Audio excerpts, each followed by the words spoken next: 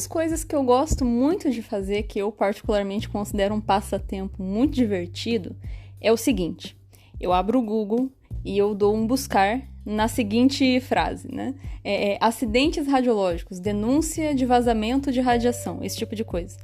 E o que eu encontro é uma série de matérias que me fazem rir e chorar ao mesmo tempo. Por que disso? Por causa da falsa correlação e do alarde que às vezes antecede essa notícia e a correlação que se faz com o acidente de Goiânia. E é justamente sobre isso que eu vou comentar aqui com vocês um pouquinho, vou compartilhar umas histórias engraçadas que eu já encontrei na internet. Então, vamos acompanhar e dar um pouco de risada.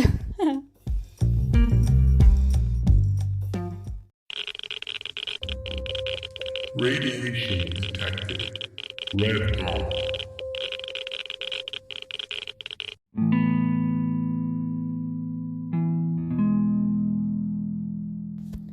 Olá, meus irradiados! Como vocês estão?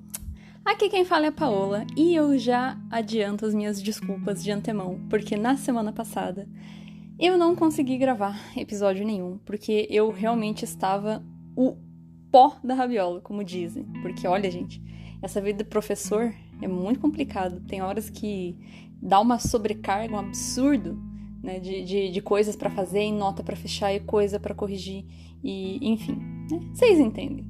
Mas hoje, sem delongas, o nosso episódio vai ser inclusive o último episódio do ano, porque nós já estamos em dezembro, já no finalzinho do ano e, né, eu preciso de férias. Eu gosto de radiação, mas chega de radiação até o ano que vem. No ano que vem eu retorno às gravações, eu volto a fazer episódios. Nossa, gente, tem uma pauta gigantesca de coisas que eu preciso trazer aqui pra vocês ainda, um monte de gente pra conversar, infinitas coisas. Então, eu espero que eu consiga continuar mantendo o ritmo de produção. E, como eu sempre digo, gente, se vocês tiverem uma sugestão ou se vocês gostariam que eu falasse sobre algum assunto específico, basta que vocês entrem em contato comigo pelo Instagram, Radiação para Leigos, ou por e-mail, radiaçãoparaleigos@gmail.com, que eu sempre vejo, sempre olho lá e respondo e anoto na minha pauta. Na verdade, já tem um monte de sugestão que me deram e que me pediram, que está anotado no meu caderno e eu ainda não consegui produzir. Mas está em andamento. Fiquem tranquilos que ano que vem vai estar repleto de novos episódios.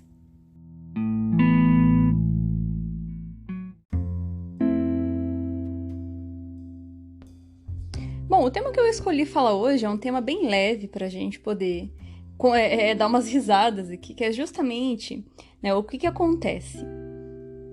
Em virtude de aqui no Brasil nós termos sido palco de um dos piores eventos radiológicos que já foi noticiado no mundo, né? Tirando os que acontecem em usina nuclear, né? Esse daí foi o pior acidente radiológico que a gente teve registro.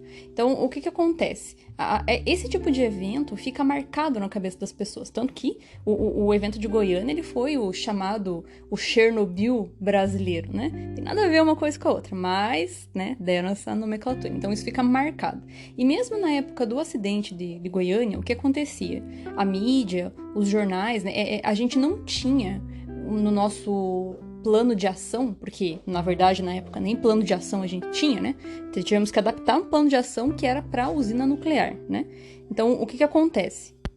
Nós não tínhamos um setor ou pessoas que estivessem ali para disponibilizar e explicar para a mídia do que se tratava, ou o que aquele acidente representava e tudo mais.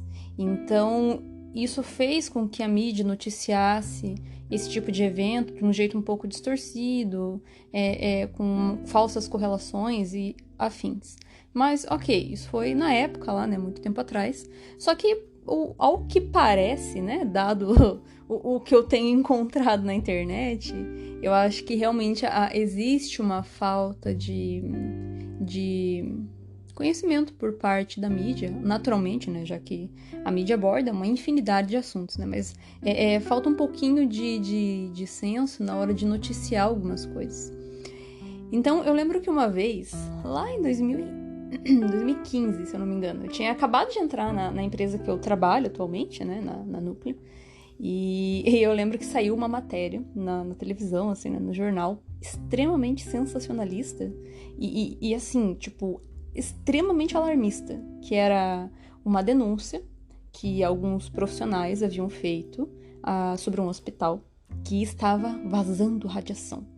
Que eles faziam isso e aquilo, não sei o que lá, que testaram, né? Tipo, não fala como, né? Fala que os técnicos testaram e que tava vazando. E daí o jornal foi lá, né? A mídia foi lá, fez uma entrevista e o cara super falando, assim, sabe? Não, porque nós temos que fazer um levantamento acústico na sala e fazer uma barimetria e não sei o que lá. Tipo, gente do céu, tipo, o cara que se dizia especialista ali no rolê, né? E assim, dá pra ver que especialista o cara não tem nada, porque ele tava usando uns termos que não tem nem correlação com o fenômeno físico que acontece ali na produção do raio-x. E daí o que acontece, né? A mídia já aproveita, pega essa informação e já começa a fazer a falsa correlação, porque, lembranças do passado, Brasil sofreu com o pior acidente radiológico do mundo. Assim, a questão não é o acidente radiológico, né? Mas a questão é a falsa correlação. Uma coisa não tem nada a ver com outra. E por que isso acontece? Novamente, as pessoas têm um pouco de dificuldade de entender a diferença que nós temos, né? Tipo, das aplicações médicas, das aplicações industriais, que não existe uma fonte radioativa dentro da máquina de raio-x. Inclusive, eu falo sobre isso aqui no podcast. Lá num dos primeiros episódios, eu explico como que o raio-x é formado, né? Então, a gente sabe que não tem, na verdade, essa correlação. Jamais, em nenhuma circunstância, equipamentos médicos causariam um evento como o de Goiânia. Poderia se fossem fontes radioativas lá de radioterapia de equipamentos muito antigos. Ainda existem, sim, alguns em circulação aqui no Brasil. Eu lembro que uma vez estava conversando com a minha orientadora da pós-graduação sobre isso, e ela me disse que, dado, né, o conhecimento que ela tem, os contatos que ela tem na Comissão Nacional de Energia Nuclear, diz que seria bem possível acontecer outro evento como o de Goiânia aqui no Brasil, dada essa falta de conhecimento e, às vezes, né, um pouquinho aí de falta de controle, uma outra coisa que passa batido, né, muito embora os protocolos hoje sejam bem mais adequados, né, eventualmente a gente sabe que se tem aí uma perda ali de controle de uma coisinha ou outra. Então, realmente pode acontecer, né? Por isso que são acidentes, né? Pode acontecer a qualquer momento. Então, seria apenas nessa circunstância, mas de modo geral, isso não acontece. Né? Então, dada essa matéria, né, sensacionalista, eu comecei a adquirir um novo passatempo que eu achava sensacional e realmente me fazia dar bastante risada. Que era buscar, assim, na internet, né, as notícias e relatos, assim, da mídia, né, de denúncias de vazamento radioativo, riscos de acidente, né, e até recentemente eu tive um aluno que me mandou uma matéria que é de agora, né, que foi lá no Amapá, que um pessoal encontrou no lixão uma fonte radioativa, e daí você vai ler, né, na matéria, né, do que se trata. Na verdade, eu não sei nem se a matéria é de agora. Eu acho que talvez seja de 2015, 2016, eu não lembro também. Mas me mandaram, né, essa semana aí. E daí me relembrou essa atividade que eu tinha de descontrair, né? E daí tinha a imagem, né, a fotografia ali da fonte, né? E dizia que, cápsula radioativa encontrada no lixão, né? Daí você já fica em alerta, né? Tipo, meu Deus. Aí fui dar uma lida, né? E dizia assim... porque o dono do ferro velho disse que pertencia a um mamógrafo. Já vi tudo, né? Nada a ver isso aí. Mas, enfim, né? Mobiliza vigilância sanitária, mobiliza bombeiro e tudo mais, né? Assim, por um lado, pelo menos, né? Tem essa vantagem aí de as pessoas estarem alertas com relação a uma possível contaminação radiológica. Isso, por um lado, é bom. Mas, por outro, né, às vezes é um alarme sem necessidade, como quase sempre. Mas, enfim, e daí nesse caso tinha lá, daí eles chamaram o pessoal do ACENEM, fizeram a monitoração e concluíram. Não tem fonte aqui, não tem elemento radioativo, porque é um mamógrafo, né, um tubo de raio-x, não existe nenhum tipo de elemento ali dentro. É só uma ampola de vidro que, se desligado, sem eletricidade, não faz nada. Mas, né, as pessoas não sabem. Eu sei que... O IRD, que é um Instituto de Radioproteção e Dosimetria aqui do Brasil, ele oferta um curso que é de ações para emergências radiológicas e que, inclusive, eu tentei fazer esse ano, mas eu não fui selecionada, ou fiquei chateada, fiquei muito triste. Gostaria muito de ter feito esse curso, tô de cara. Mas tá, enfim, tem esse curso aí que, né, os bombeiros, a vigilância sanitária pode fazer para aprender a identificar, né, o que é uma fonte radioativa, o que não é. Quando a gente busca no portal da Agência Internacional de Energia Atômica, eles também têm um material que eles fizeram que é justamente para disponibilizar para proprietários de ferro velho ou desse tipo de instalação, porque assim eles conseguem fazer a verificação de como que é a característica física do material, para daí então conseguir saber, né, se aquilo é radioativo ou não. Porque quando a gente pensa em fonte radioativa, especialmente essas que são descartadas, como sucata, elas não parecem nada, porque geralmente são fontes seladas, essa selagem é feita com metal do tipo alumínio, ferro, alguma coisa nesse sentido. Então, você não vê o elemento radioativo, você vê um pedaço de metal que parece inofensivo. E como a radiação também não é perceptível por nós, né, nesse espectro ionizante, pelo menos, então isso passa muito batido.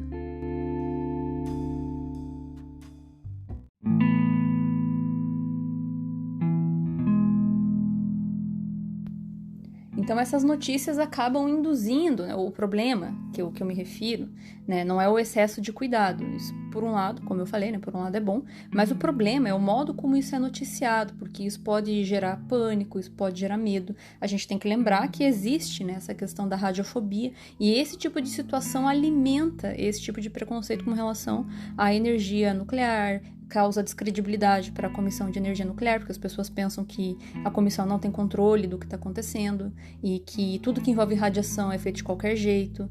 Então, isso daí que é bem problemático. Teve uma matéria que eu encontrei, né, esses tempos também, que ela era bem sensacionalista, que era assim, 2 técnicos morrem e um está doente por causa de sala com vazamento radioativo. Aí você fica tipo, caralho, Chernobyl? Tá acontecendo Chernobyl nesse hospital, vai morrer. E aí você vai ler a matéria, né? Gente, pelo amor de Deus, é uma correlação falsa também, no sentido de que, não com relação associar ao acidente de Goiânia, mas com relação ao relato do profissional, né? A profissional fala assim, tem uma sala aqui que tá vazando radiação, não sei como ele sabe disso, mas, né? Uma vez que dentro de clínica que usa raio-x não tem um instrumento de medida. Um instrumento de medida para você ver se está vazando radiação é extremamente caro, extremamente complexo, não é assim. Né? Mas enfim, daí, né, diz lá que estava vazando, e daí ele começa a explicar, né, na matéria, né, porque tenho 2 colegas aqui que morreram de câncer, e agora eu também tô com câncer. É a radiação. Isso novamente, isso também fomenta a radiofobia, fazendo essa falsa correlação, porque eu até comentei aqui já num episódio, lá no episódio 3, nossa, gente, faz muito tempo, quando eu falo sobre os efeitos da radiação. Então, o que acontece, né? Essa correlação com câncer, a gente não tem como fazer de modo direto. A gente até consegue fazer isso aí quando existe contaminação, porque existem alguns elementos químicos que têm afinidade com certos tecidos do corpo. Aí, ok, realmente, vai ter uma certa correlação. Mas quando a gente só tem a exposição, especialmente como nesses casos médicos, aí que é raio-x e são exposições eventuais, não tem como a gente fazer essa correlação. É impossível. Não podemos afirmar esse tipo de coisa. Pode ser... o câncer, ele é multifatorial. Pode ser uma série de coisas. E outra, a radiação acrescenta uma porcentagem muito pequena de chance de risco, comparada a todas as outras coisas que nós nos expusemos ao longo da vida, que nós nos expomos ao longo da vida. A radiação é um agente pouco significativo dentro dos níveis habituais que a gente está acostumado, né? Então, a gente não pode fazer essa correlação. E isso assusta as pessoas, entendem?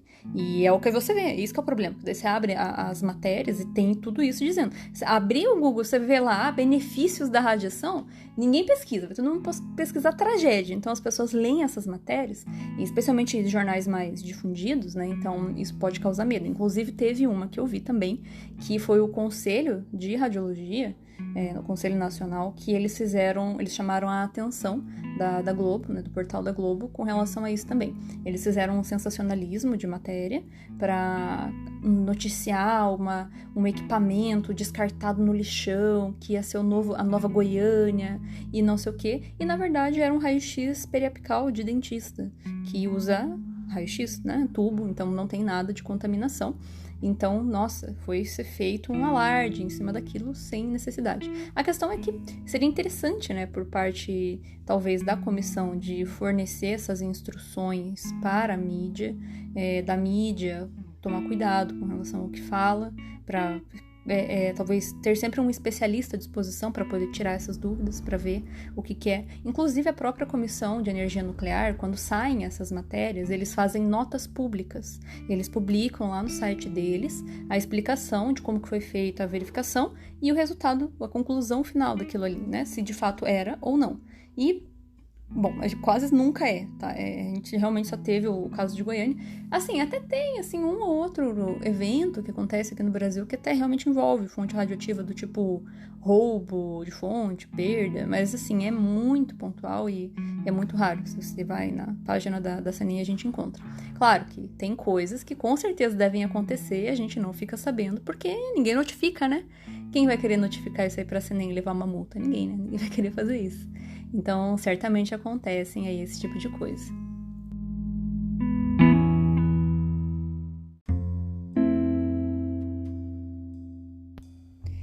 Teve uma outra matéria que eu vi, né? Que também são técnicos profissionais que fazem denúncia com relação a vazamento de radiação. Mas aí, nesse caso também, olhem a distorção dos fatos, né? Como que eles faziam.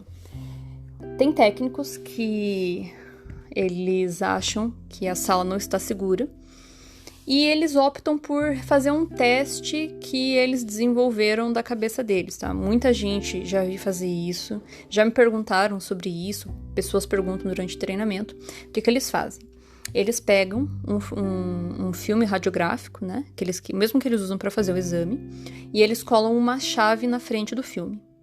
E daí o que eles fazem? Vão atrás da parede, fazem um disparo e revelam a imagem, né, com esse filme que está atrás da parede da sala. E eles vão lá e revelam. Aí, na cabeça deles, né, se a chave aparece na imagem, é porque a radiação está passando pela parede e está chegando no filme. Portanto, está vazando. E daí, a partir disso, eles fazem as denúncias. Normalmente são em hospitais públicos, porque são profissionais concursados, eles não têm medo de ser mandados embora. Em instalações particulares, dificilmente alguém vai denunciar, porque as pessoas têm medo de denunciar e, né, ter o seu emprego comprometido, né? É compreensível. Então, aí, nesse caso, eles chamam vigilância, chamam, né, todos os órgãos lá, porque está vazando. Só que é o seguinte, né? Isso é um jeito muito horrível de você tirar essa conclusão, porque não é assim que funciona. Você vê se está vazando radiação de uma sala. Para a gente conseguir atestar isso, a gente precisa de um instrumento muito específico que vá conseguir mensurar a grandeza radiológica adequada para você afirmar se está vazando radiação ou não. Não é por meio de imagens qualitativas, e sim de modo quantitativo. Então você tem que ter uma câmara de ionização que vai conseguir detectar essa radiação, o nível dela e a dose, para daí você afirmar. E outra, a gente tem um limite tolerável pela norma, do qual é permitido passar, porque não existe um material que atenue a radiação 100%. Um pouquinho sempre passa, porque a atenuação é exponencial, então nunca vai ser zero, não tem como. Mas, como eu falei, né, existem esses limites de tolerância e esses limites são quantitativos. Então, você precisa de um instrumento de medida que te dê esse valor de modo quantitativo. Você tem que fazer essa metrologia do modo adequado. E que não é por meio de imagem. A gente tem que levar em conta duas coisas. Primeiro, isso que eu comentei, né? Então, a gente precisa de uma medição expressa em um valor numérico para ver isso, porque o limite é numérico. É permitido, sim, um certo limite de radiação muito baixinho. E outra, o filme radiográfico, ele é feito exatamente para isso, para ser sensibilizado e formar imagem com a menor quantidade de radiação que der, porque isso é um princípio de proteção que é a otimização, usar menos radiação para ter a melhor imagem possível. Então, os filmes radiográficos, eles são realmente muito sensíveis a qualquer nível de radiação. Não quer dizer que vai sair uma imagem boa, mas alguma coisa ali vai sair. Então, ele é feito para isso. É óbvio que a chave vai aparecer, se você colocar ela ali. Vai aparecer. Então, isso não é um teste de segurança. Qualquer sala que você for fazer, isso vai acontecer. Vai aparecer. A não ser que seja uma parede com uma alvenaria muito espessa. Aí realmente não aparece porque, né, a espessura muito grande acaba atenuando demais. Mas, então, não funciona esse tipo de métrica. E é muito, muito comum a gente abrir as notícias sobre denúncias de vazamento de radiação e ver esse tipo de coisa. Claro que, às vezes, realmente está vazando radiação, sim. Eu falo isso porque aqui no meu trabalho, né, eu trabalho com isso já faz 6 anos, E a gente vê muita coisa, já vi sim, muito lugar que não aplicou a blindagem de modo adequado nas paredes, você vai medir do outro lado e realmente tá vazando mesmo, tá? Aí, no caso, eles precisam consertar. Mas vejam, existe um teste específico para fazer isso que resulta um laudo onde tem todos esses dados. O nome disso é levantamento radiométrico. Radiométrico porque a gente faz uma radiometria, né? Faz aferição de grandezas radiométricas mensuráveis ali naquela sala. Então, a gente faz aí esse levantamento radiométrico com uma câmera de ionização, um instrumento adequado para isso, e atesta, né, os níveis que estão passando ali da sala. Toda a instalação precisa ter esse laudo disponível para que todos possam olhar, a vigilância possa ver, se o profissional de radiologia quiser olhar, ele pode ver se o comando dele é blindado, né, ver se a sala está segura. Então, esses documentos, inclusive, são exigidos para ter liberação de alvará. Não tem como uma instalação não ter esse tipo de documentação, né? Isso não tem que estar errado. Tem sim lugares que não tem nada disso, está errado, é uma merda, mas, de modo geral, novamente, precisa-se de um teste adequado para testar esse tipo de coisa. Não pode afirmar isso aí aos quatro ventos.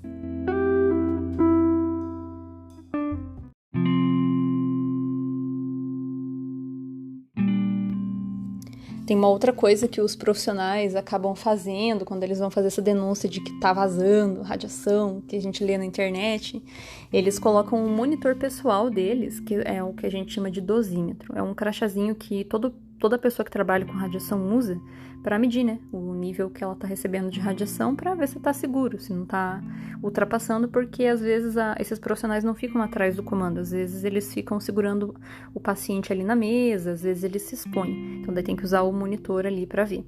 Só que esse monitor, ele serve pra gente aferir uma grandeza dosimétrica, ou seja, a gente tem que aplicar fator de conversão levando em consideração o tecido biológico do corpo humano, nesse caso.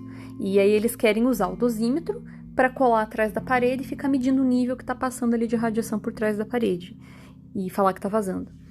Novamente, absurdamente incorreto porque não é um instrumento de medida adequado. O dosímetro é para aferição de grandeza dosimétrica de proteção. Então, não é aplicável para fazer medição de grandeza radiométrica de exposição de dose ali. Então, não funciona. Mas, novamente, tudo isso aí vai fomentando para se desenvolver um medo e um desespero das pessoas. E daí isso pode acabar tirando ou banalizando esse tipo de evento, tipo, isso é só uma sala de raio-x. Então, é uma pena que isso aconteça, mas é interessante que a gente saiba que, com relação à radiação, as coisas que são noticiadas nem sempre condizem com o que é. É uma área muito específica, os jornalistas têm dificuldade em entender isso, eles vão noticiar a denúncia, óbvio. Eu acho um absurdo as pessoas que são da área não saber disso, né? Mas tudo bem, essa é outra história. Mas de modo geral, né? Então a gente tem que ter atenção quando for ler esse tipo de coisa, né? Acidente radioativo em tal lugar, cápsula radioativa encontrada não sei aonde. Será mesmo? Vamos ver o que é isso aí. Então, a gente pode ficar um pouco tranquilo com relação a isso. Nunca desatento, mas também não se desesperar com qualquer notícia referente a isso, porque às vezes as coisas não são bem assim. Eu recomendo muito que vocês façam isso um dia, de vocês baterem ali no Google e fazerem uma pesquisa ali sobre denúncia de vazamento radioativo. É divertido, dá para dar umas risadas.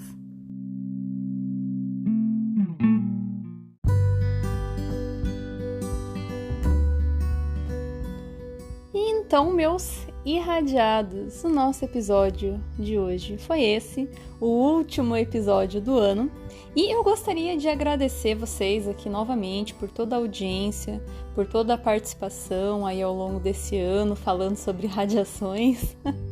É um tema que eu realmente gosto muito de explorar e de falar, né? Uma área aí que eu trabalho já, e eu acho que como é um tema muito específico e muito abstrato, e já que eu tenho posse desse conhecimento, eu acho muito bacana eu poder compartilhar um pouco disso com vocês. O podcast é a ferramenta que eu uso para isso. Eu gostaria muito de conseguir produzir vídeos e fazer esse tipo de coisa, mas, nossa senhora, se fazer um podcast já demanda uma quantidade de tempo considerável, imagina fazer vídeo, né? Eu ainda tenho esse objetivo, mas ele tá mais para o futuro. Por enquanto eu fico com um podcast.